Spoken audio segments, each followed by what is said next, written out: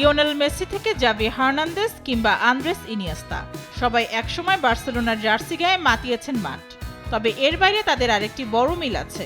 তারা সবাই উঠে এসেছেন বার্সেলোনার বিশ্বখ্যাত ফুটবল একাডেমি লা মাসিয়া থেকে। এই একাডেমি যেন প্রতিভাবান ফুটবল তৈরির উর্বর কারখানায় পরিণত হয়েছে। 11 বছর বয়সী ডেস্টিনি কোসিসো এজিফোর লা মসিয়ার তেমনই এক ঝলমলে প্রতিভা। এই মুহূর্তে সে খেলছে বার্সেলোনার বয়সভিত্তিক দলে। ডেস্টিনির বয়সের তুলনায় গোল করার ক্ষমতা অসাধারণ। সত্যিকারের বিস্ময় জাগায় তার গত মৌসুমের পারফরম্যান্স। প্রথম মৌসুমে 11 জনের দলে খেলে 9 ম্যাচে করেন 16 গোল। পরের মৌসুমে 7 জনের দলে খেলে 52 ম্যাচে নিজের ঝুলিতে যোগ করেন 145 গোল। এই পারফরম্যান্সের পরই আলোচনায় উঠে আসে ডেস্টিনির নাম।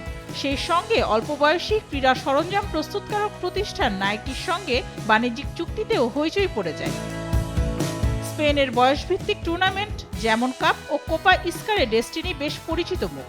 কোপা ইস্কারে 2023-24 মৌসুমে 20 গোল করে বার্সাকে চ্যাম্পিয়ন করে এ বিস্ময় বালক। একই মৌসুমে বার্সার অনূর্ধ্ব 10 দলের 27 ম্যাচে করে 100 গোল। ভবিষ্যতে ডেস্টিনি কত দূরে যাবে তা বলবে সময়ই। তবে এখনই তার নাম উঠে এসেছে কিলিয়ান এমবাপ্পে আর লা মাসিয়ার বিস্ময় লামিনে ইয়ামালের সঙ্গে। বয়সে অসম হলেও শুধু গোল করার অবিশ্বাস্য ক্ষমতার বিচারে তুলনা করা হচ্ছে এই দুই তারকার মধ্যে। মেহজাবিন হোসেন, স্পোর্টস ডেস্ক, দেশ টিভি।